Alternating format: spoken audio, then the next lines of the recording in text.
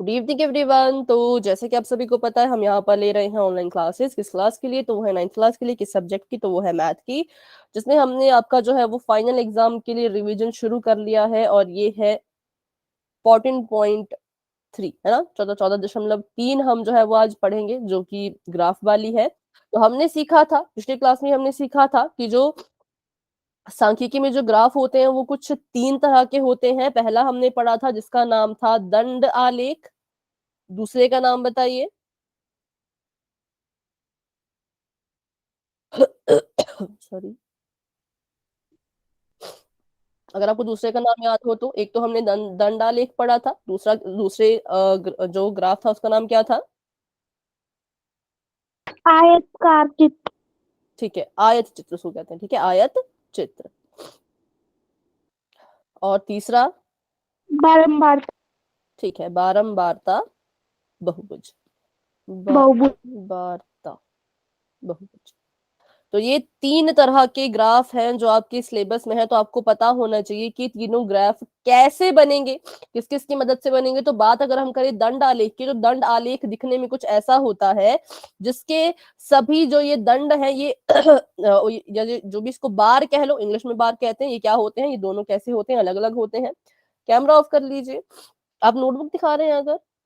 अच्छा, नोटबुक दिखा रहे हैं तो आपने अगर क्वेश्चन किया है क्या ऐसा कुछ? सारे बार जो है वो अलग अलग होते हैं, इसे हम कहते हैं कि ये दंड आलेख है। तो आयत चित्र क्या है? आयत चित्र में क्या होता है? जो आपके ये दंड होते हैं या ये जो बार होते हैं, ये अलग अलग नहीं होंगे। ये सभी कैसे होंगे? तो एक साथ ऐसे चिपके हुए होंगे बिल्कुल। जहां पे पहला शुरू वहां से दूसरा, सॉरी, जहां पे पहला खत्म वहां से दूसरा शुरू, जहां पे दूसरा खत्म वहां से तीसरा शुरू, जहां से तीसरा खत्म वहां पर चौथा शुरू। तो ऐसे ये जो अब आपको अगर कभी ऐसा कोई दिखे तो इसे हम कहेंगे कि ये क्या है? ये आयत चित्र है। और बात करें अगर हम बारंबारता बहुभुज की, तो बारंबारता बहुभुज कुछ इस तरह का होता है जो आयत चित्र ही होता है। ठीक है, बारंबारता बहुभुज क्या है? ये एक आयत चित्र की तरह ही है, लेकिन हम इसमें क्या करते हैं? दंड नहीं बनाते, हम इसमें बस बिंदु ऐसे ऐसे ऐसे बनाते हैं। जो भी पॉइंट हो उस पर ऐसे बिंदु लगा देंगे और हम कहेंगे इन बिंदुओं को मिला दो, तो ये आपका क्या बन गया? तो ये आपका बारंबारता बहुभुज बन गया। ठीक है। तो ये थे 3 तरह के जो हमने पढ़े थे ग्राफ। अब बात करते हैं इनको बनाने के लिए हमें चाहिए क्या क्या। बेटा कैमरा ऑफ कर दीजिए, कैमरा ऑन करेंगे तो डेटा आपका जल्दी खत्म होगा। डेटा खत्म होगा तो क्लास लगाने में दिक्कत हो सकती है। ठीक है, दंड आलेख बनाने के लिए आपको जो है वो ऐसे चाहिए। जो आपका 14.3 का पहला सवाल है, दूसरा सवाल है, ऐसा अगर आपको डेटा दिया गया होगा जिसमें सिर्फ एक एक संख्या आपको दी है, सिर्फ एक एक संख्या लिखी है, तो आप क्या करेंगे? दंड आलेख बनाएंगे। जब आपको सिर्फ एक ही संख्या दी जाती है और कुछ भी नहीं दिया जाता। ठीक है, और आयत चित्र कब बनेगा? आयत चित्र बनाने के लिए आपको चाहिए वर्ग अंतराल। क्या चाहिए? वर्ग अंतराल। और कैसा? तो कुछ उसको हम कहते हैं इंग्लिश में कॉन्टिन्यूअस। ठीक है, अगर आपको हिंदी में पता है तो आप बता सकते हो। इसे हम कहते हैं कॉन्टिन्यूअस। कॉन्टिन्यूअस मतलब इसके बारे में सीखेंगे क्या होता है ये। और बारंबारता बहुभुज निकालने के लिए क्या चाहिए होता है? देखिए कॉपी पे आपने, मैंने आपको लिखवाया था किसकी मदद से बारंबारता बहुभुज बनता है। तो बता देती हूँ फिर से, वो होता है वर्ग चिन्ह। ठीक है, वर्ग चिन्ह। तो ये है, आपको कोई सा भी सवाल आ सकता है कभी भी कि इस सवाल के लिए दंडालेख बनाओ, इस सवाल के लिए आयत चित्र बनाओ, इस सवाल के लिए बारंबारता बहुभुज बनाओ। तो आपको पता होना चाहिए कि तीनों को बनाने के लिए चाहिए क्या।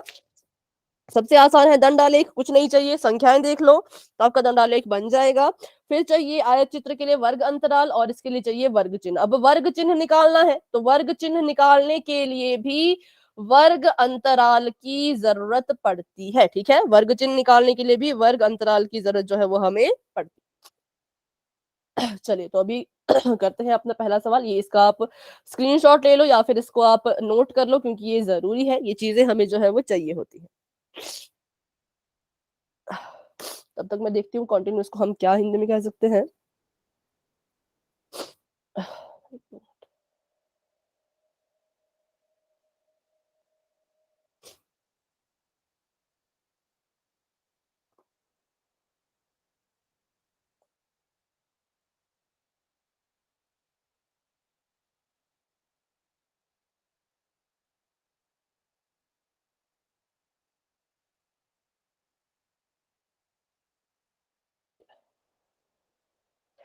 अगर आपने नोट कर लिया तो वाई टाइप कर लीजिए।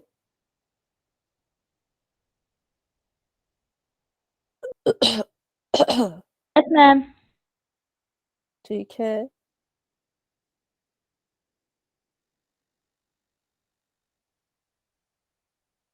1 to 4। एक बार ट्राई करो कि जो आपका ये है कॉन्टिन्यूअस इंटरवल, इसको हिंदी में क्या कहते होंगे। मैं भी चेक करती हूँ, आप एक बार चेक कर लीजिए अगर आपको दिख रहा है तो।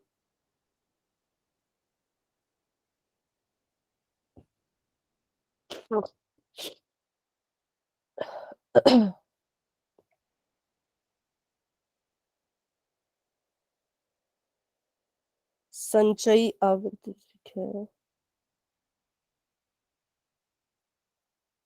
चलो अभी के लिए इसको कंटिन्यूस रहने देते हैं, अगर नहीं मिल रहा तो। देखो, तो ये सारी चीजें हमें चाहिए, तो अभी बना लेते हैं। पहले हम अपना प्रश्न नंबर 1 देखो। प्रश्न नंबर 1 अच्छे से सीखना है, क्योंकि क्वेश्चन नंबर 2 बच्चों आपके लिए होमवर्क है। सभी बच्चे इस क्वेश्चन को घर पे खुद ट्राई करेंगे। क्वेश्चन नंबर 2 को दोनों सेम है, जैसा पहला है वैसे दूसरा है, पर मैं आपको सिर्फ पहला बताऊंगी, दूसरा आपने खुद करना, क्योंकि तभी ये रिवीजन कहलाया जाएगा। रिवीजन मतलब आप खुद से भी रिवाइज करें, ठीक है। तो हमें यहाँ पे दिख रहा है कि आपको यहाँ पर एक टेबल दिया है और आपको बोला है कि ऊपर दी गई सूचनाओं को आलेखीय रूप में निरूपित कीजिए। आलेखीय रूप कहा है। अब क्योंकि हमें पता है, अभी आपको कोई यहाँ पे सवाल में ऐसा नहीं लिखा कि आयत चित्र बनाओ, कि दंडालेख बनाओ, कि बारंबारता बहुभुज बनाओ, आपको बस इतना बोला कि इसका आलेख बनाओ। क्योंकि यहाँ पे एक एक संख्या दी गई है, तो हम समझ गए कि कौन सा आलेख यहाँ बनेगा, बताइए। क्योंकि सिंगल सिंगल संख्या अभी तो आपने, मैंने कहा नोट करने के लिए, तो जहां पे भी आपने एक संख्या लिखी है, किस पर लिखी थी आपने, दंडालेख पर, आयत चित्र पर, या फिर बारंबारता बहुभुज पर। दंड आलेख पर, तो इसका बनेगा दंड आलेख, ठीक है। तो चलिए बनाते हैं इसके लिए दंड आलेख। दंड आलेख बनाने के लिए आपने जो सबसे पहली चीज देखनी है वो ये देखनी है कि जो आपका डेटा आपको दिया है, आपकी जो बारंबारता, इसको कहा जाता है बारंबारता, ठीक है। ये जो आपका यहाँ पर दिया है आपको डेटा, इसको कहते हैं हम बारंबारता, या फिर इंग्लिश में इसको हम फ्रीक्वेंसी कहते हैं। तो आपने देखना है कि यहाँ पे सबसे बड़ी संख्या कौन और सबसे छोटी संख्या कौन है। तो जब मैंने देखा तो मैंने पाया कि इसमें जो है वो 4.1 सबसे छोटी संख्या है और 31.8 सबसे बड़ी संख्या है। मतलब मेरा ग्राफ जो है वो यहां से शुरू होकर के यहां तक जाएगा। तो बनाते हैं इसके लिए ग्राफ, और जो भी डेटा होगा, जो भी मैं आपसे पूछूंगी, आप मुझे बीच बीच में बताते रहना, ठीक है। ग्राफ बनाने के लिए जिसकी भी जरूरत पड़ेगी। चलो, तो पहले ग्राफ बना लेते हैं। ग्राफ में मैंने आपको कहा कि सबसे बड़ा 31 दशमलव कुछ है और सबसे छोटा है 4 दशमलव कुछ, तो हम ग्राफ भी वैसे ही शुरू करेंगे। तो हमने पिछले क्लास में भी सीखा था ग्राफ कैसे बनाया जाता है, तो अभी दोबारा से उसको यहाँ पे कंटिन्यू करते हैं। हमने देखा कि हमारी जो संख्या है वो 4 से 31 तक जा रही है। अगर हम एक एक सिंगल सिंगल लेने लग पड़े तो हमारा ग्राफ जो है वो बहुत लंबा बनेगा। ग्राफ में इतनी जगह नहीं होती कि आप सिंगल सिंगल ले पाओ, तो हम क्या करेंगे, गैप देंगे। कितने कितने का गैप देंगे तो आपकी मर्जी है, आपने 3 3 का गैप देना 3 3 का दे दो, 2 2 का गैप देना 2 2 का दे दो। यहाँ पे 4 4 का गैप दे देते हैं, 4 4 का गैप देंगे तो यहाँ से सीधी रेखा जाएगी। हाँ जी बेटा, आप कुछ कह रहे हैं।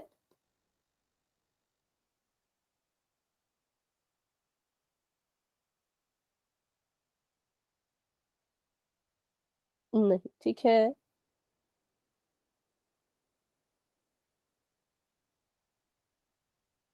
तो देते हैं गैप और लिखते हैं, मैंने कहा 4 4 का गैप मैं देना चाहूंगी, तो ये 4 है, ठीक है। ये 4 है, मतलब कि जो यहाँ पे इसके बीच में जो छोटी छोटी सी 10 लाइंस थी उनको मैंने 4 के बराबर माना। ये चीज हमने पिछली क्लास में सीखी थी, अगर आपको याद हो तो। पिछली क्लास में हमने जो है वो ग्राफ के बारे में सीखा था। अगर आपने पिछली क्लास को ज्वाइन नहीं किया तो बेटा उसकी आप रिकॉर्डिंग जरूर देख लेना, ठीक है। चलिए, तो इसको हमने मान लिया 4।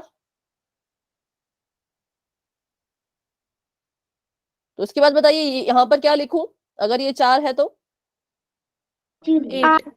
8, ठीक है।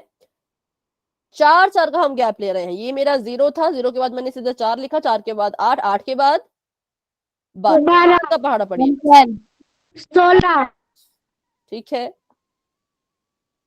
20 ठीक है, 24 ठीक है। उसके बाद 28 अच्छा अच्छा, क्या 28 32 और 7 4 38, हाँ ठीक है 32। इसके ऊपर जाने की जरूरत नहीं है क्योंकि हमें कितना चाहिए, हमें चाहिए था 31 दशमलव कुछ। ठीक है, 4 से लेकर के 31 दशमलव कुछ तक हमें चाहिए था, तो 32 तक हम पहुंच गए, तो मतलब हम बिल्कुल सही पहुंचे हैं। अब हमने क्या करना है, तो अब हमने यहाँ पे दंड आलेख बनाना है। तो यहाँ पर हम कुछ नहीं लिखेंगे, यहाँ पे हम लिखेंगे महिलाओं की संख्या, या जो भी आपको हेडिंग दी थी, पढ़िए जरा क्या हेडिंग है वो।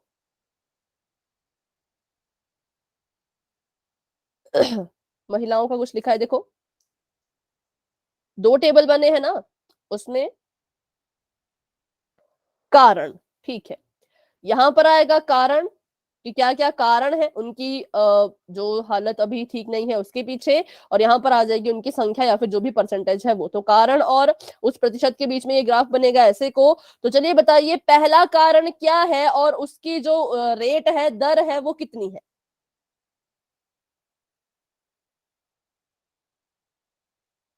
जनन स्वास्थ्य का कारण।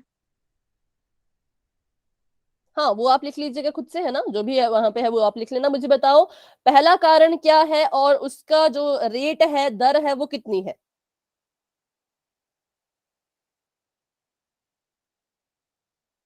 बुक पढ़िए ना, बुक में होगा, नहीं तो मुझे ऐसे बैक करना पड़ेगा बार बार ऐसे देखने के लिए। रुकिए,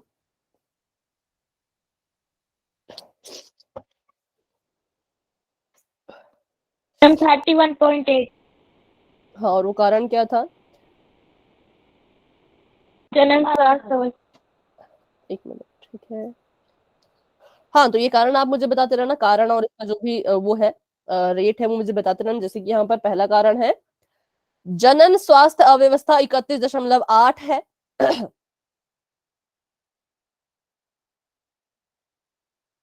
ठीक है, तो ढूंढिए 31.8 हमें कहाँ मिलेगा। हमें पता है कि जब हमने ग्राफ में जो ये चीजें ली हैं वो इन 10 लाइनों को हमने 4 के बराबर माना है, मतलब कि जो 10 यूनिट थे उनको हमने 4 के बराबर माना, तो एक यूनिट कितने के बराबर आएगी बताइए। पिछली क्लास में ये भी सीखा था।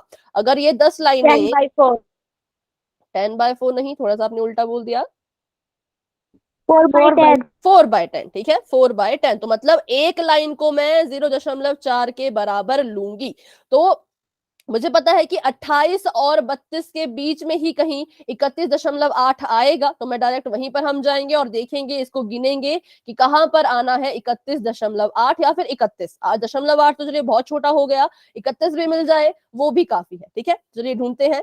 28 के बाद ये पहली लाइन, ये दूसरी, तीसरी, चौथी, पांचवी, छठी, सातवीं, आठवीं और ये 9वीं।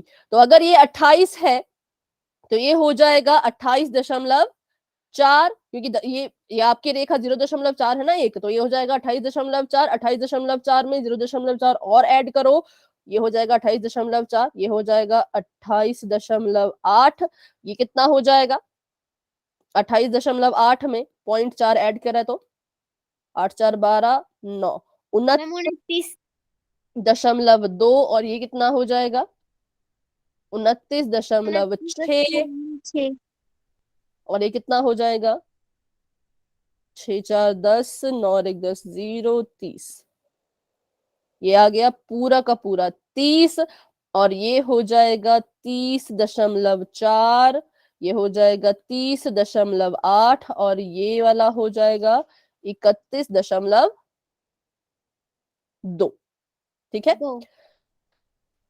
तो 31.2 हो गया। 8 तो नहीं मिल पाया पर 31.2 तक मिल गया था, तो मतलब है कि इनके बीच में कहीं ना कहीं ये होगा, तो इट मींस यहीं पर ही होगा। ठीक है, जो हमने इसकी 9वीं लाइन देखी, बिल्कुल एग्जैक्ट अगर नहीं मिलता है तो जो आपको अप्रोक्सीमेट मिले उसी को आप चुन लेना। तो आप जो कहां पर इसको लोगे, आप जो ये 9वीं लाइन आपको दिख रही है 32 और 28 के बीच की जो 9th लाइन है, इसको आप मानेंगे कि ये आपके ग्राफ का पॉइंट है 31.8 जो है वो आप इसको मानकर चलोगे, ठीक है, क्योंकि अगर आप इससे ऊपर चले गए तो फिर वो 32 आ जाएगा पूरा, तो 32 तो नहीं चाहिए था, 31.8 चाहिए था, जो कि 32 के ही बराबर होता है। अगर देखा जाए तो 31.8 जो है वो लगभग लगभग 32 ही है, बस 2 पॉइंट का फर्क है 32 बनने के लिए। तो ये आपका यहाँ पर आ गया। अब जब आपने ये डब्बा बना लिया तो इस डब्बे के अंदर ही लिख लेना कारण, जो भी था वो जनन स्वास्थ्य वाला कारण आप इस डब्बे के अंदर लिख सकते हो, ठीक है। अब मुझे दूसरा कारण बताइए और उसको बताइए वो कितना है।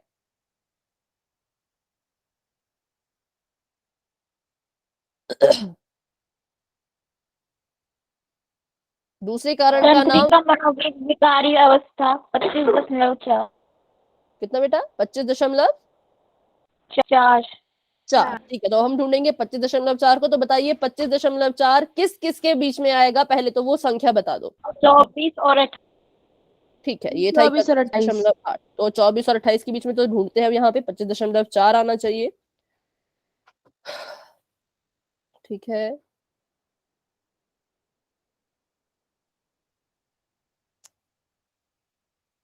थोड़ा समय लगेगा,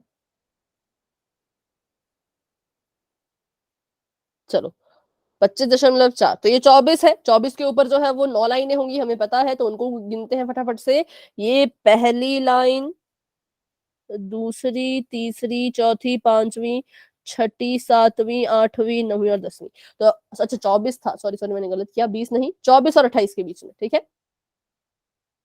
तो ये 1 2 3 4 5 6 7 8 9, अगर ये 24 है तो इसकी ये वाली लाइन हो जाएगी 24.4, ये हो जाएगी 24.8, ये कितनी होगी? 25.2 25.2, ठीक है। तो 25.2 नहीं, हमें 25.5 चाहिए। अगर ये 25.2 है तो ये कितनी होगी? 25.6 ठीक, तो इसको आप ले सकते हो कितनी लाइन? तो 1 2 3 4, चौथी लाइन, ठीक है। 24 और 28 के बीच की जो चौथी लाइन है उसको आप ले सकते हैं, क्योंकि वो 25.6 है, वो 25.5 के बराबर ही माना जाएगा। मैम 25.4 मांगा था 4 था, ठीक है। तो 2 और इसके बीच की जो लाइन है, इनके भी बिल्कुल बीच में अगर आप बना पाए तो भी आप बना सकते हो, ठीक है। तो ये आपके पास मतलब हमने देखा था कि ये था 24.4, 24.8, ये था 25.2 और ये था 25.6। 25.4 बोला है क्या? तो यहां जैसे, यस यहां जैसे, ठीक है। ये वाली जो लाइन होगी आपकी, उसको आप कह सकते हो कि ये, इसको हम 25.4 जो है वो मान सकते हैं। तो बस यही करना होता है आपको, जो है वो ग्राफ को पढ़ना आना चाहिए, जो आपको दिया गया है उसको ढूंढना आना चाहिए, तो आपका ग्राफ कभी भी गलत नहीं होगा। तो चलिए अब इसको बनाते हैं फटाफट से। ये आ गया आपका 25.4। अगला बताइए, अगला कितना है? मैम 12.4 12.4। 12.4 होगा 12 के ही ऊपर, और क्योंकि हमने जो यहाँ पे लिया था, जो हमारे 10 यूनिट था वो 4 के बराबर था, तो 1 यूनिट खुद ब खुद 0.4 आ रही थी। तो 12 के ऊपर जो पहली डंडी है वो 12.4 की ही होगी, तो इसका मतलब वहीं पे हम इसको लेंगे, ठीक है। तो ये आ गया आपका 12.4, यहाँ पर जो पहली डंडी है ये, इसी को हम कह देंगे कि 12.4 है। उसके बाद मैम 4.3 कितना? 4.3 4. 4.3, ओके 4.3। तो 4 यहाँ पर है, 4.3 तो वहीं पर होगा फर्स्ट फर्स्ट में ही, क्योंकि पहला नंबर जो है वो 4.4 है, तो इसी को हम 4.3 भी ले सकते हैं, क्योंकि दोनों एक दूसरे के बराबर ही हैं, पॉइंट का उतना फर्क नहीं पड़ता, ठीक है। तो यहाँ पर आ गया 4.3। उसके बाद 4.1 आई थिंक, 4.1 ठीक है। तो 1 को भी आप करीब करीब वहीं पर लेंगे, 4 से थोड़ा सा ऊपर ले लो। जो इसकी दूसरी वाली लाइन है ना, जो इसकी पहली लाइन है उसे टच मत करना, जो आपकी डार्क लाइन है और जो 4 के बाद की पहली लाइन है उसके बिल्कुल बीचों बीच पेंसिल को इतना पतला करो कि इन दोनों लाइनों के बीच में आप एक और लाइन लगा सको, और वो आपकी 4.1 जो है वो बन जाएगी। उसके बाद बताइए 22.1 0 22 22 मतलब, ठीक है। 22.0 ये 20 है तो ये 20.4, ये हो जाएगा 20.8, ये हो जाएगा 21.2, ये हो जाएगा 21.6, और उसके बाद 22। तो ये जो बिल्कुल बीच में है, जो 20 और 24 के बिल्कुल ही बीचों बीच है, वो हमारा हो जाएगा कितना, 22। ठीक है, जो 20 और 24 के बिल्कुल बीचों बीच है वो हो जाएगा 22। तो यहाँ पर हमने ये भी बना दिया। इसके आगे कोई है, कुछ है? No ma'am. तो ये हमारा ग्राफ यहाँ पे बन चुका है। अब देखो, क्योंकि मैंने यहाँ पे 4-4 का डिफरेंस लिया था, इसलिए मैंने इस तरह से किया। अगर आप यहाँ पे 5-5 का डिफरेंस लेंगे तो आपका ग्राफ तो ऐसा ही बनेगा, पर थोड़ा सा अलग हो जाएगा। आपकी जो एक लाइन है जिसको हम 0.4 मान रहे थे, उसको आप कुछ और मानोगे। अगर आप यहाँ पे 5-5 का अंतर लेते, मान लीजिए आपने 10 यूनिट को 5 के बराबर माना, तो आप एक लाइन को 0.5 के बराबर मानते। अगर आप यहाँ पे 10-10 का फर्क लेते, ठीक है, अगर आपने 10 लाइनों को 10 के बराबर माना, तो आप एक लाइन को 1 के बराबर मानते, क्योंकि 10/10 करोगे 1 आएगा। तो ऐसे जो है वो ग्राफ बनता है। डिपेंड करता है कि आपने 10 लाइनों को कितने के बराबर माना है, और एक लाइन जो है वो कितने के बराबर पढ़ी जानी चाहिए। तो ये कुछ फैक्टर होते हैं कभी भी जब आपने ग्राफ बनाना हो उसके। तो ये था दंडालेख। कारण हमने यहाँ पे लिखे। आप जब इसका ग्राफ को बनाओगे तो यहाँ पर ऊपर नंबर लिख देना जो जो इनके नंबर है, और यहाँ पे कारण लिख देना बीच में जो जो इनके कारण थे। ठीक है, ये छोटा सा, इसमें छोटा छोटा करके लिख लेना, इसमें भी छोटा छोटा करके, और यहाँ पर भी कारण कारण जो है वो लिख लेना। तो आपका ग्राफ पूरा कंप्लीट हो जाएगा। तो बस ऐसे ही सेम तरह से आपने अपना प्रश्न नंबर 2 करना है। क्वेश्चन नंबर 2 मैं आपको यहाँ पे थोड़ा सा समझा देती हूँ। मुझे बस इतना बताइए कि प्रश्न नंबर 2 में जो आप डेटा देख रहे हैं उसमें सबसे छोटा कौन है और सबसे बड़ा कौन है? मैम 910 तो सबसे छोटा है, ठीक है, 910 सबसे बड़ा, और 970। 70। चलो, तो हमने देखा कि यहाँ पर जो गैपिंग आ रही थी वो 100 की आ रही थी। तो हमने सोचा क्यों ना हम भी यहाँ पे 100 का ही गैप ले ले। तो जब हम गैप यहाँ पर लेंगे, ठीक है, जब हम गैप यहाँ पर लेंगे तो ध्यान से देखिएगा कैसे हमने लेना है। एक मिनट,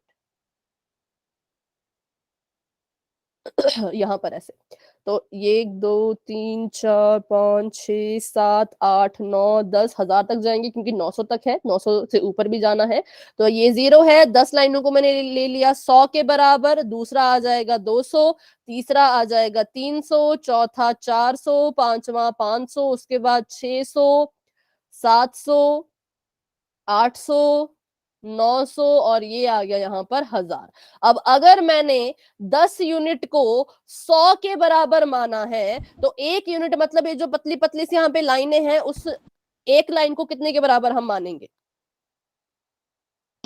100/10। 100/10। ठीक है, कितना आ जाएगा 100/10? 0.1। नहीं, 1 0 से 1 0 कट गई ना, 10 आ गया, 10 10 से 100, ऐसे कर लो, 10 10 से 100, तो कितना आ गया 10। तो इसका मतलब ये जो आपकी एक लाइन है इसको आप 10 के बराबर मानेंगे। तो अगर आपका पहला है 910, अगर मान लीजिए पहला जो आपका डेटा है, एंट्री आपको दी है वो 910 दी है, तो आपको पता है ये 900 और 1000 के बीच में आएगी। तो यहाँ पर जाइए, देखिए, अगर ये 900 है तो 900 के ऊपर वाली जो लाइन है पहली, इसको आप कितने के बराबर पढ़ेंगे? 910। ठीक है, ये आपका आ जाएगा 910। और वहीं अगर आपने 970 पढ़ना हो तो कितनी भी लाइन, मैम कौन सी वाली? 7। सातवीं। ठीक है, 1 2 5 यहाँ पर है, 6 7, तो ये आपकी आ जाएगी 970। तो मतलब इसी रेंज में आपका ग्राफ बनेगा, इसी रेंज में आपके सारे के सारे जो दंड है वो खड़े होंगे। ठीक है, उनका जो भी, जैसे मतलब कि यहाँ पर ही ऐसे यहाँ से शुरू होकर के यहाँ तक जाएगा वो, और उससे इससे नीचे आएगा ही नहीं, 900 से नीचे वो आएगा ही नहीं, क्योंकि 900 और 1000 के बीच में है। तो ऐसे कुछ ऐसे करते करते ही यहाँ पर आपको वो नजर आएंगे। ठीक है, तो ऐसे बनाया जाता है ग्राफ। क्योंकि ये ग्राफ थोड़ा आसान था, यहाँ पर दशमलव वाली चीजें नहीं थी। दशमलव वाली चीजों में हम थोड़े कंफ्यूज रहते हैं, लेकिन अगर साधारण से नंबर हो तो हम कभी कंफ्यूज नहीं होते। जैसे कि 910 970 था, तो हमें पता है कि एक लाइन अगर 10 के बराबर है तो 950 ढूंढने को बोल दिया जाए, ढूंढ लेंगे। 980 ढूंढने को बोल दिया जाए, वो भी ढूंढ लेंगे। ठीक है, तो ये मैंने आपको हिंट दे दिया क्वेश्चन नंबर 2 करने के लिए, तो इसको आप कर लीजिएगा खुद से। और कोई भी अगर इसमें डाउट रहता है तो आपने मुझसे अगली क्लास में पूछना है। मैं देखूंगी आपकी नोटबुक की कहां पर आपने ये क्वेश्चन किया हुआ है। चलिए, तो मैम बढ़ते क्या हैं। एक यूनिट को 10 के बराबर ले सकते हैं? एक यूनिट को 10 के बराबर? मैम एक यूनिट को नहीं, हाँ, जैसे तो किसे? आपने 4 को 100 के बराबर, 10 को 100 के बराबर लिया था, तो इसी उसको तरह आप 10 को या 10 के बराबर ही ले सकते हैं। एक मिनट, ऐसे नहीं पता लगेगा, मुझे एक बार देखना पड़ेगा, ठीक है। हाँ, अभी बताइए।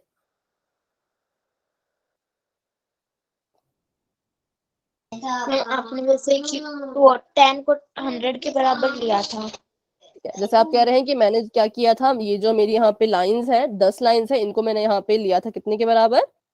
100 के बराबर। 100 आप कितना कह रहे हैं, अगर हम इसको कितना ले लें? 10।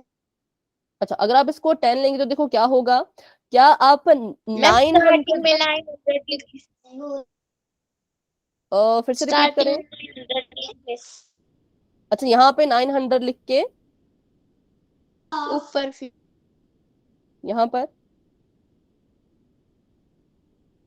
यहाँ पे कितना लिखे? मैम 910। ऐसे? ये आपका सवाल है, एक बार कंफर्म करिए बेटा।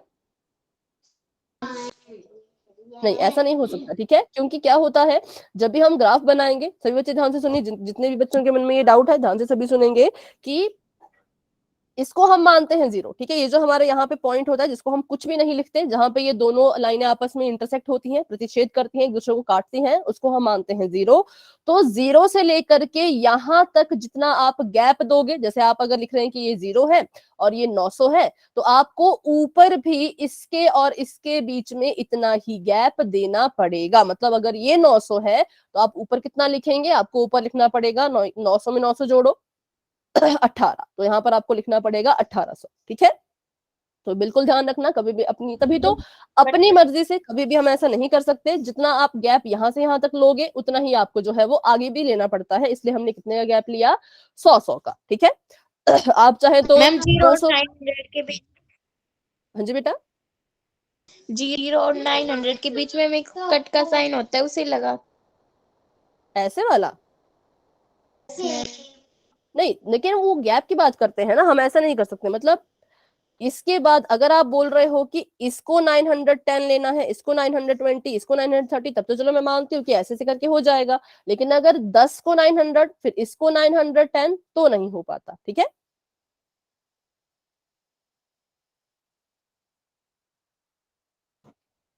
चलिए, तो अभी अगर जैसे आपने यहाँ पे अगर 100 का नहीं, आपने 200 का गैप लेना, तो आप 200 का ले लीजिए, यहाँ पे आप 200 लिख लो, यहाँ पे 4 आ जाएगा, यहाँ पर 6 आ जाएगा, यहाँ पर 8, यहाँ पर 1000, ऐसा करोगे तो भी आपकी गैप जो है वो सेम रहना चाहिए, बाकी फिर आप ग्राफ को अपने हिसाब से बना लेना, ठीक है। लेकिन इस वाले ग्राफ में आप 100 से स्टार्ट करना, क्योंकि अगर यहाँ पे 800 आता है और यहाँ पर आता है 1000, तो फिर 900 वाला फिर यहाँ बीच में गुम हो जाएगा, आपको फिर ढूंढने में दिक्कत हो जाएगी। तो इसलिए अगर ये क्वेश्चन आएगा तो आप 100 का ही गैप लेना, उससे क्या होगा, आपकी एक लाइन 10 के बराबर खुद ब खुद आ जाएगी और ग्राफ बनाना बहुत ज्यादा आपके लिए ईजी हो जाएगा, ठीक है।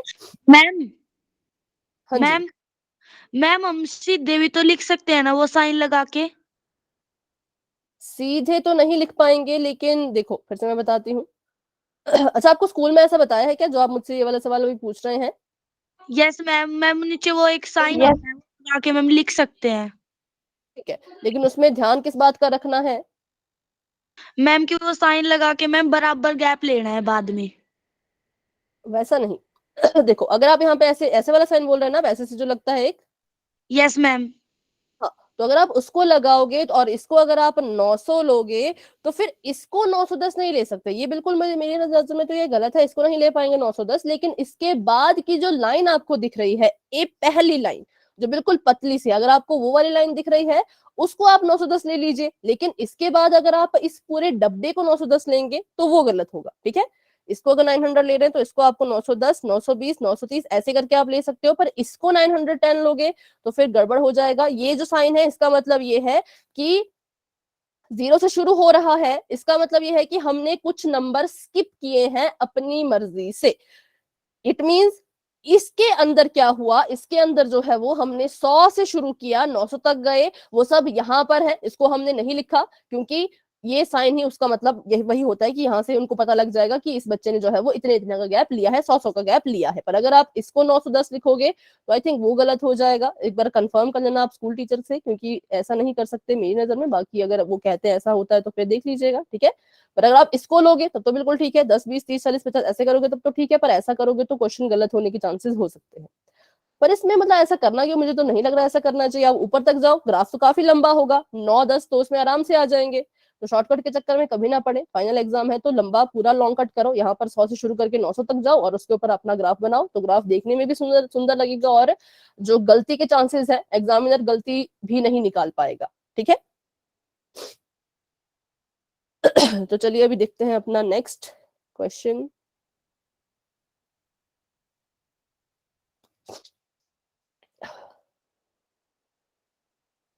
तो ये आपका होमवर्क क्वेश्चन है, इसको आप अपने हिसाब से कर लीजिएगा और नेक्स्ट क्लास में मैं इसको चेक करूंगी, ठीक है। उसके बाद यहाँ पर था कि कौन सी अवस्था, क्वेश्चन नंबर 1 में हमने ग्राफ तो बना लिया, पर अब हम क्या करेंगे, हम यहाँ पर इसके क्वेश्चन के आंसर भी देंगे जो इससे आपसे सवाल पूछे गए होते हैं। कभी भी ऐसा मत करना कि ग्राफ बना दिया और क्वेश्चन के आंसर नहीं दिए, क्वेश्चन के आंसर भी देने होते हैं। कौन सी अवस्था पूरे विश्व की महिलाओं के खराब स्वास्थ्य और मृत्यु का सबसे बड़ा कारण है। तो हमने कहा कि जो ये पहली अवस्था है, जनन स्वास्थ्य अवस्था, ये सबसे बड़ा कारण है। क्यों? क्योंकि सबसे ज्यादा जो मृत्यु दर थी वो इसी की थी, तो इसी के कारण जो है ये क्या हुआ, सबसे बड़ा कारण बना। उसके बाद अपनी अध्यापिका, चलो ये तो अलग बात है, ये आपको नहीं आएगा, ये आपको पूछा है कि क्लास में इसके बारे में डिस्कस कीजिए, ये क्वेश्चन पेपर का क्वेश्चन नहीं है। फिर उसके बाद ये है कि इससे आप क्या क्या निष्कर्ष निकाल सकते हैं, ये भी आपको निष्कर्ष निकालने वाला भी नहीं आता, डायरेक्ट क्वेश्चन आपको पूछा जाएगा। तो अभी हम कर लेते हैं बात क्वेश्चन नंबर 3 की। तो क्वेश्चन नंबर 3 भी बिल्कुल सेम है, इसमें भी आपने दंड आलेख ही बनाना है, तो ये भी आपका होमवर्क है क्योंकि ये इजी है। दंड आलेख बनाने के लिए वही 10 10 का 5 5 का जितने का भी गैप लेना है उतने का गैप ले लो और आपको आपका ग्राफ जो है वो मिल जाएगा, ठीक है। अब बात करते हैं क्वेश्चन नंबर 4 की। तो ये है इंपॉर्टेंट क्वेश्चन, इसको ध्यान से सीखना भी है, हर एक चीज अच्छे से सुननी भी है, डाउट होगा तो पूछना भी है, ठीक है, क्योंकि ये जरूरी सवाल है, ये इंपॉर्टेंट क्वेश्चन है। पहले क्वेश्चन पढ़ लेते हैं फिर इसके बारे में बात करेंगे। एक पौधे की 40 पत्तियों की लंबाई आपको दी गई है मिलीमीटर में, ठीक है, और आंकड़े आपको इस तरह से यहाँ पे दिए गए हैं और आपको सवाल पूछा है कि दिए हुए आंकड़ों को निरूपित करने वाला एक आयत चित्र खींचिए, ठीक है। आयत चित्र हमने यहाँ पर खींचना है। तो हमें पता है कि अगर हमें कभी भी आयत चित्र बनाना होता है तो उसके लिए हमें क्या चाहिए होता है, उसके लिए हमें चाहिए होता है वर्ग अंतराल, ठीक है।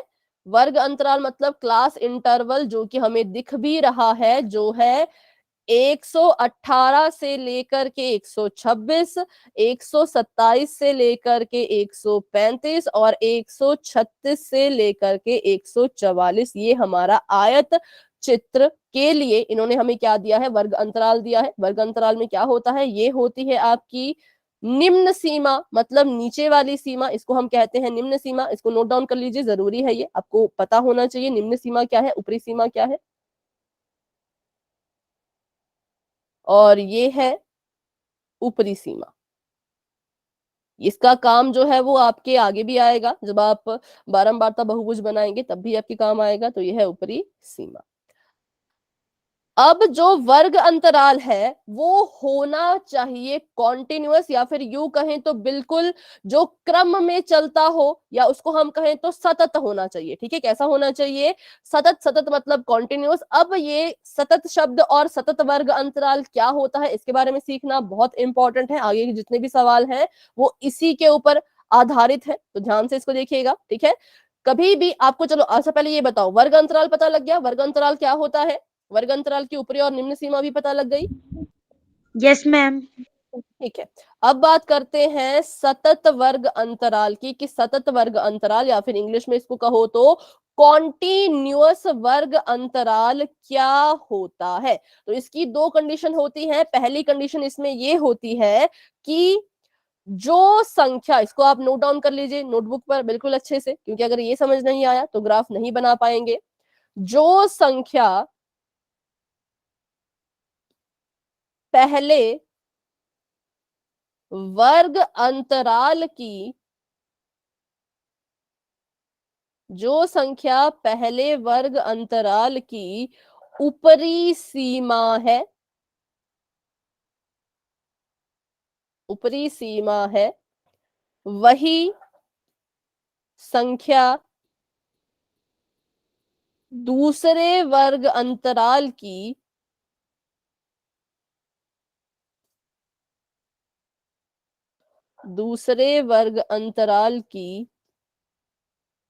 निम्न सीमा होनी चाहिए, निम्न सीमा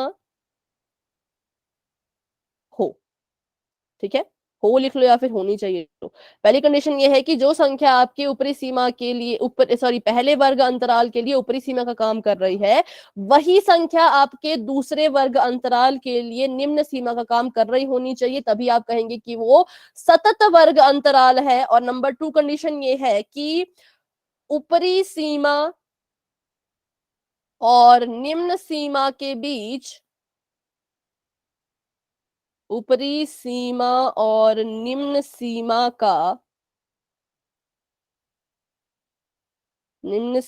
के बीच का अंतर एक समान रहे या फिर बराबर रहे, एक समान हो। ठीक है, ऊपरी सीमा और निम्न सीमा के बीच का अंतर एक समान हो।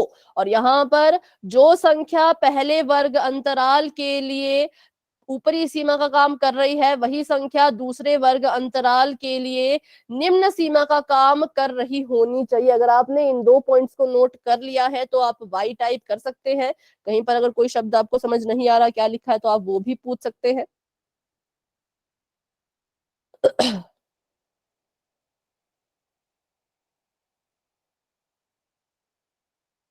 ठीक है, चलो।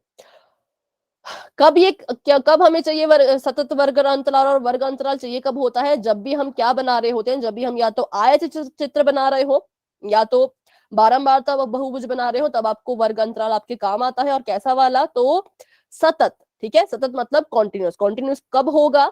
जब उसकी, ये आपका पहला वर्ग अंतराल है, ये आपका दूसरा वर्ग अंतराल है, ये आपका तीसरा वर्ग अंतराल है। तो ऐसे में क्या होना चाहिए? मैंने यहाँ पे सिर्फ पहला और दूसरा लिखा, लेकिन यहाँ पे बात सिर्फ पहले दूसरे की नहीं है, सभी की बात होती है कि इस वाले वर्ग, ये वाला जो आपका वर्ग अंतराल था, इसकी जो ऊपरी सीमा है वो 126 है। कि जो संख्या आपके पहले वर्ग अंतराल के लिए ऊपरी सीमा का काम कर रही है, दूसरे वर्ग अंतराल के लिए वही संख्या निम्न वर्ग सीमा का काम कर रही होनी चाहिए। लेकिन क्या यहां पर ऐसा हुआ? बताइए जरा। No ma'am. नहीं हुआ। ठीक है, तो हम कहेंगे कि ये जो आपका वर्ग अंतराल है ये सतत नहीं है, ये असतत है, ये डिसकॉन्टिन्यूअस है, कॉन्टिन्यूअस नहीं है। ठीक है, अगर यहां पर क्या होता, अगर यहां पे ऐसा होता 118 से 126, 126 से 135, 135 से 144, तो हम कहते कि अब ये कैसा अंतराल है? अब ये सतत अंतराल है, सतत वर्ग अंतराल है। तो हमें इसको छेड़ने की जरूरत नहीं पड़ती, हम डायरेक्ट जो है वो अपना ग्राफ बना पाते। लेकिन ये जो अंतराल था ये सतत नहीं था, ये असतत था।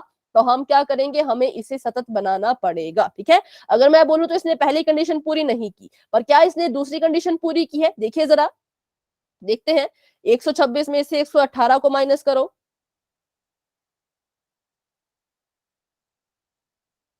135 में से 127 को माइनस करो,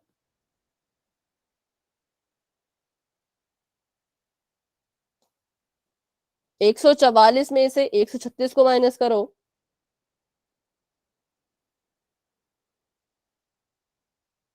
ठीक है। तो इसका भी अंतर क्या आया? ऊपरी और निम्न सीमा का अंतर क्या आया? 8। इसका भी कितना आया?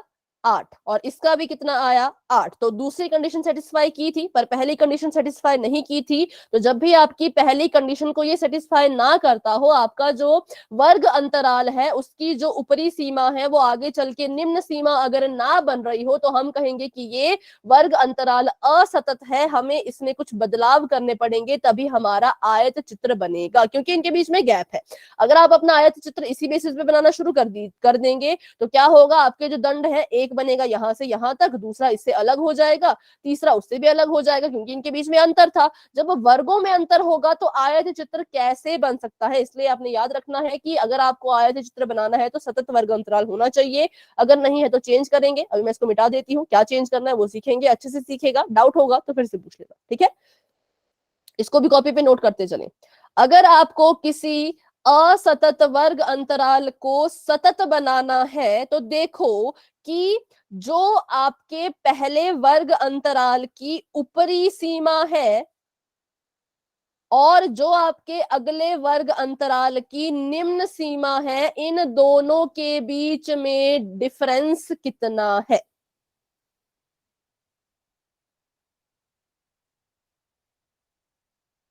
पहले वर्ग अंतराल की ऊपरी सीमा बताइए कितना है, y नहीं, उत्तर बताओ। माइनस दूसरे वर्ग अंतराल की निम्न सीमा। अच्छा फिर ये उल्टा हो जाएगा, मतलब देख लेना, बड़े से छोटा छोटे से बड़ा इसमें हम नहीं देखेंगे। 127 में से 126 को माइनस करो, दूसरे वर्ग अंतराल की निम्न सीमा, ठीक है। इनको जब आप माइनस करेंगे तो एक संख्या आएगी, मान लीजिए उसका नाम है एक्स, एक्स नहीं उसका नाम है डी, डी मतलब अंतर, डिफरेंस, ठीक है। तो जो इनके बीच में डिफरेंस आएगा उसको आप भाग दे देंगे 2 से। इनके बीच में कितना फर्क आपने कहा, 127 और 126 के बीच में अंतर है 1 का। सब में चेक करो, सिर्फ इन दोनों को चेक मत करना। फिर देखो इसकी ऊपरी सीमा ये थी, तो ये चीज आगे की निम्न सीमा बननी चाहिए थी, पर नहीं बनी। कितने का फर्क आ गया, तो इन दोनों में भी आ गया 1 का फर्क। आगे भी चेक करो तो इन दोनों में भी आ गया 1 का फर्क, उसके आगे चेक करो तो इन दोनों में भी आ गया 1 का फर्क। तो मतलब ऊपरी सीमा और निम्न सीमा में पूरे इस टेबल में कितने कितने का फर्क है, 1 1 का अंतर है। तो 1/2 करिए, कितना आया, 1/2 करेंगे तो दशमलव में उत्तर आएगा, नहीं 1/2 करेंगे, भाग करेंगे तो आ जाएगा 0.5, ठीक है। जितना भी इनके बीच में अंतर होगा, 1/2 अंतर है तो मतलब 0.5 आ गया। तो आप क्या करेंगे, आपने जो है अब ध्यान से देखना है। पहले बताओ यहां तक समझ आया 0.5 तक, या कोई डाउट है तो पूछ लीजिए। No ma'am. और किसी स्टूडेंट का कोई डाउट हो नो तो मैम। ठीक है। तो अब इस 0.5 को ऊपरी सीमा में जमा करेंगे और निम्न सीमा से माइनस कर देंगे, ठीक है। किसको, 0.5 को। इस सवाल के लिए ये संख्या 0.5 आ रही है। मान लो अगर यहाँ पे 127 ना होता, यहाँ पे 128 होता, तो इनके बीच का डिस्टेंस कितना है, 126 और 128 के बीच में कितना डिफरेंस है, 2 है, ठीक है। तो इनके बीच का जो अंतर है वो 2 है, तो हम करते 2/2। और अब यहाँ पे हम किस संख्या से जमा और माइनस कर रहे होते, 1 से, ठीक है। तो आपको ये ध्यान में रखना है कि आपको पहले अंतर देखना है कितने का है, उसको उसमें 2 कर देना, फिर जो भी संख्या आएगी वही आपकी संख्या होगी जिससे आपने जमा भी करना है और माइनस भी करना है। ऊपरी वाली को जमा करेंगे, नीचे वाली को हमेशा माइनस करेंगे। सबके साथ ऐसा करिए, यहाँ पे भी माइनस करेंगे 0.5 और यहाँ पर भी जोड़ देंगे 0.5, यहाँ पे भी माइनस करेंगे और यहाँ पर जोड़ देंगे। ऐसे करते करते सभी के साथ आप ऐसा ही करेंगे और आपके पास एक नया वर्ग अंतराल जो है वो आ जाएगा। तो अभी के लिए इसको मैं मिटाती हूँ और एक यहाँ पे कॉलम बनाते हैं। अगला नया वर्ग अंतराल जो है वो आपके सामने अभी आने वाला है।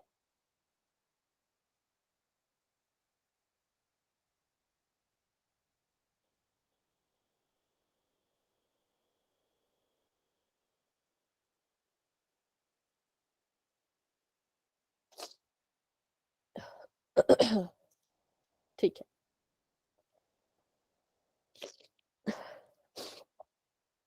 तो 0.5 जब आप 118 में से 0.5 की माइनस करेंगे तो देखिए 118 के पास दशमलव का चिन्ह नहीं है और 0.5 के पास दशमलव का चिन्ह है। तो कैसे इसको हल करते हैं, जिसके पास दशमलव नहीं होता उसको हम अपनी मर्जी से दशमलव दे देते हैं और यहाँ पर लगा देंगे 0 और दशमलव के नीचे दशमलव आना चाहिए, तो 0.5 है, ठीक है। तो इस दशमलव के नीचे दशमलव लिख लो, दशमलव के बाद 5 है तो 5 लिख लो, दशमलव से पहले 0 है तो 0 लिख लो।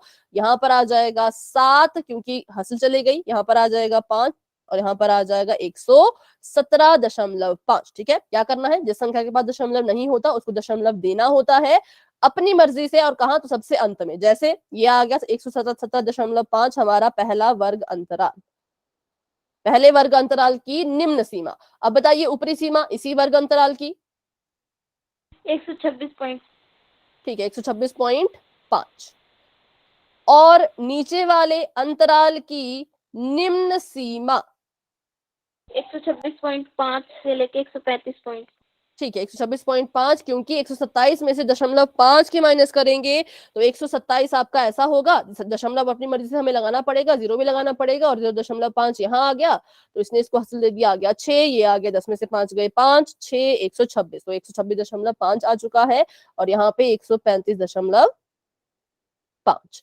तो देखो क्या अब आपको ये सतत लग रहा है, क्या इसने अब इसकी पहली कंडीशन को पूरा कर लिया? यस, क्योंकि अब Yes, ma'am. 126.5 जो है वो आपके ऊपरी सॉरी पहले वर्ग अंतराल के लिए ऊपरी सीमा का काम भी कर रही है, और दूसरे वर्ग अंतराल के लिए निम्न सीमा का काम भी कर रही है, तो इसे कहते हैं सतत। क्या सततता के आगे क्या है बताओ फटाफट से?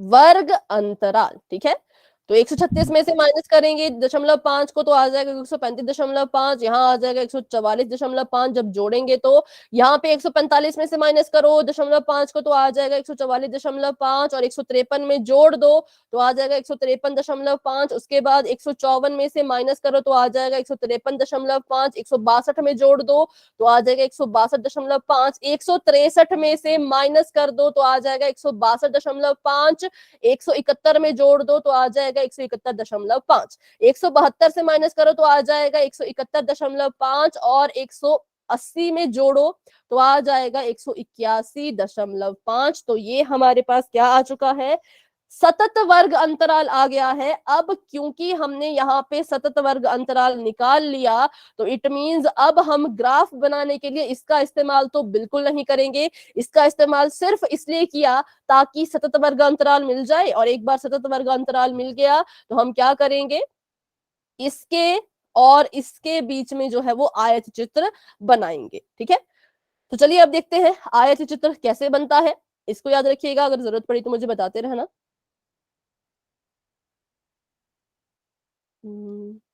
एक मिनट,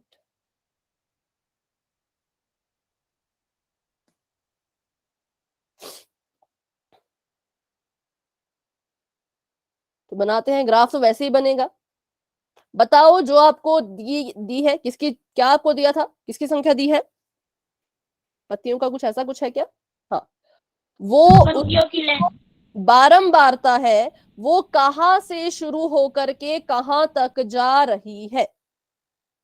117.5 से 180.5। नहीं, वो तो वर्ग अंतराल है ना, मैं कह रही हूँ बारंबारता, फ्रीक्वेंसी जो आपको लंबाई दी है पत्तियों की।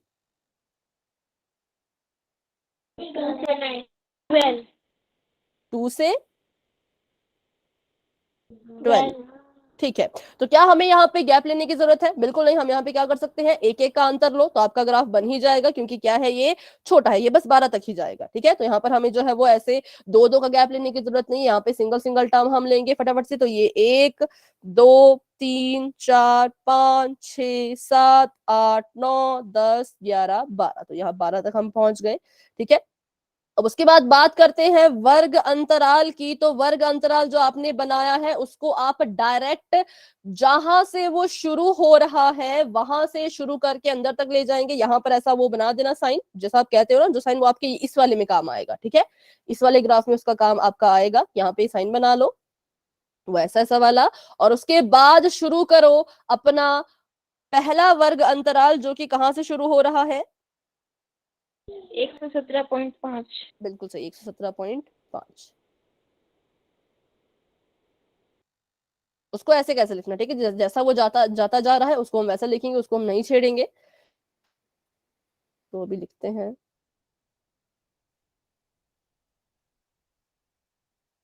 ये है 117.5। अगला 126, 126.5। उसके बाद रिपीट नहीं करेंगे, अब अगला बताएंगे 126 के बाद कौन सा? 135.5 135.5 और उसके बाद?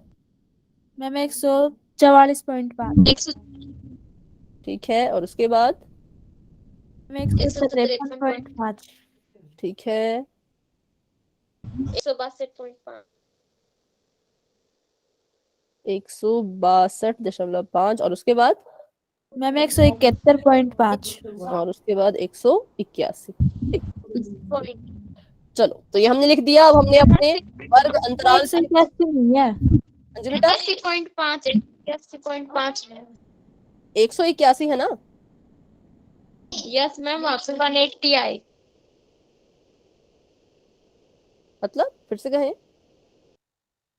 मैम वहाँ पे 180.5 आएगा, अच्छा 181.5 ठीक नहीं है ठीक आएगा। है ठीक है, 180.5। ठीक है, ना इसको आप अपनी उसमें नोटबुक में या जहां पे अब आप लिख रहे हो।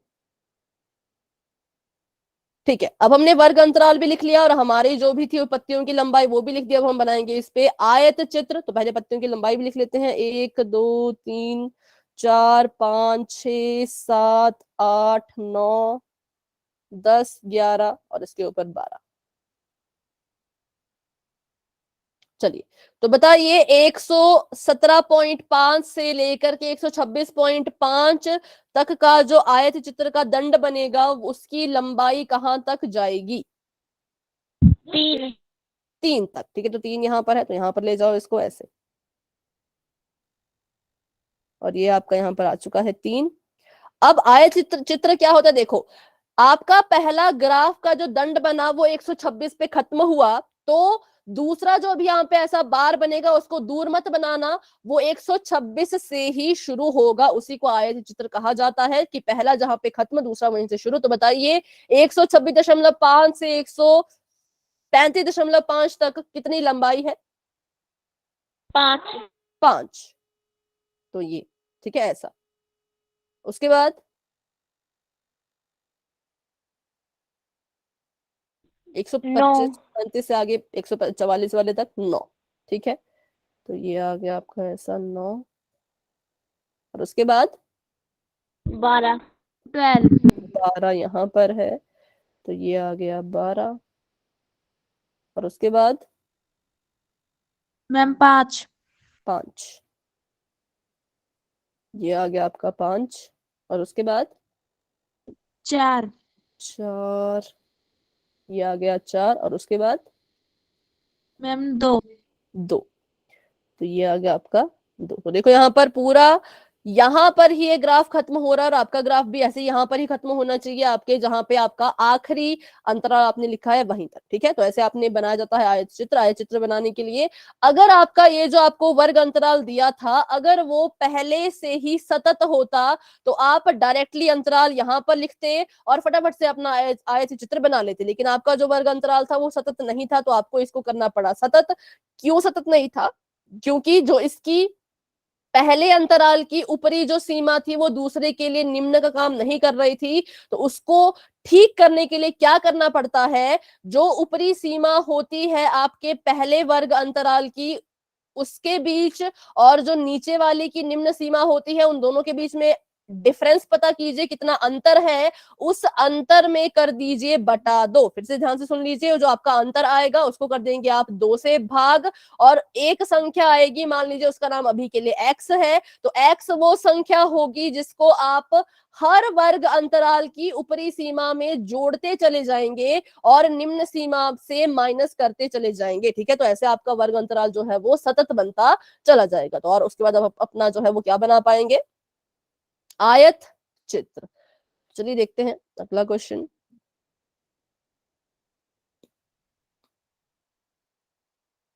ठीक है,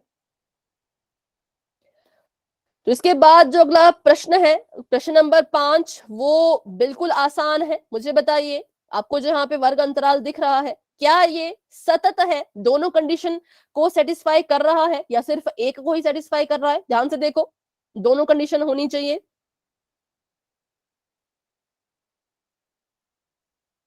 सतत है या नहीं है ये वर्ग अंतराल? यस मैम यस, ये सतत है। क्यों? क्योंकि जो आपके पहले वर्ग अंतराल की ऊपरी सीमा है वो इसके लिए निचली सीमा का या निम्न सीमा का काम कर रही है। ये जो ऊपरी सीमा ये इसके लिए निम्न सीमा का काम कर रही है। ऐसे करते करते यहाँ तक हो रहा है। ये जो ऊपरी सीमा है इसके लिए निम्न सीमा का काम भी कर रही है। यही सेम संख्या। और दूसरा देखा जाए इनके बीच का अंतर, तो 300 और 400 में 100 का अंतर है, 400 और 500 में 100 का अंतर है, 500 और 600 में भी 100 का अंतर है। तो इनका जो अंतर है वो भी 100 का है अंत तक। तो हम कहेंगे दोनों कंडीशन को इसने सेटिस्फाई किया, तो ये जो अंतराल है ये सतत है। तो इसमें आपने क्या करना है, ये भी आपके लिए है होमवर्क। इसमें आप क्या करेंगे, तो इसमें आप बस ये अंतराल लिखते जाएंगे 300, 400, 500, 600, 700, 800, 900, 1000 करके, और ऊपर की तरफ को आप अपना वो बना देना। लेकिन यहाँ पे संख्याएं बहुत बड़ी बड़ी हैं, तो यहाँ पर आपको क्या करना पड़ेगा, गैप देना पड़ेगा। ठीक है, आपकी मर्जी है, 2-2 का दे दो या 10-10 का दे दो। यहाँ पे 10-10 का भी चल पड़ेगा, या फिर हाँ 10-10 का लोगे तो 80-90 तक जाना पड़ेगा। ठीक है, अगर 10 का गैप लोगे तो एक, अच्छा बताओ, 10 यूनिट है, 10 को आपने 10 के ही बराबर माना, तो 1 यूनिट जो है वो 1 के ही बराबर आएगा। तो जब आपने 14 करना होगा तो क्या करोगे आप, जब आपने यहाँ पे 10 लिखा, 10 के बाद की चौथी लाइन आपके लिए 14 कहलाई जाएगी।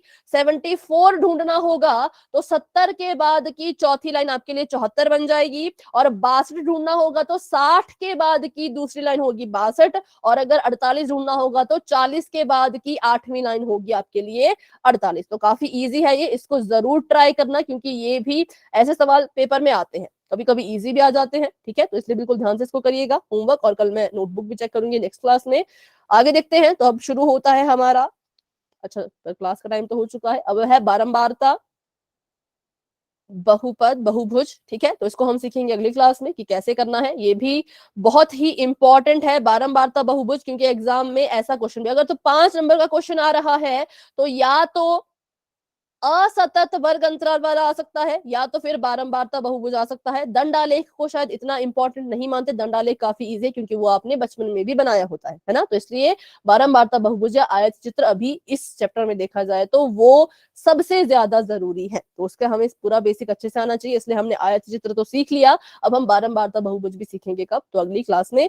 तो चलिए बच्चों, आज की क्लास को हम यहीं तक रखते हैं। आज की क्लास को लेकर के किसी बच्चे के मन में कोई डाउट है तो आप मुझसे पूछ सकते हैं, लेकिन अगर कोई डाउट नहीं है तो आप क्लास को लेफ्ट कर सकते हैं। Good night and bye bye, मिलते हैं अपनी अगली क्लास में।